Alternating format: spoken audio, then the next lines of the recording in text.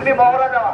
মহড়া বলতে কোনো কারণে যদি ফ্যাক্টরিতে যদি অগ্নি দুর্ঘটনা ঘটে তাহলে আমরা এইভাবে বের হয়ে আসবো। আমরা যেভাবে বের হয়ে আসছি এর থেকে কিন্তু আরো একটু ফাস্ট বেরোতে হবে, দ্রুত বেরোতে হবে। কারণ দেখেন এখনো অনেক বের হচ্ছে। যদি আগুন লাগে তাহলে কি আপনি এভাবে বের হবেন?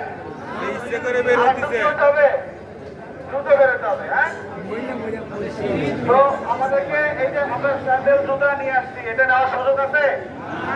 স্যান্ডেল জুতা নেওয়ার কোনো সুযোগ নাই। আর আপনার একটা জিনিস খেয়াল রাখবেন, অগ্নি দুর্ঘটনা ঘটলে হাতের কাছে যে দরজা আছে, যে এক্সিট আছে, এই দরজাটা দিয়ে কিন্তু আপনাকে বেরোতে হবে। ঠিক আছে?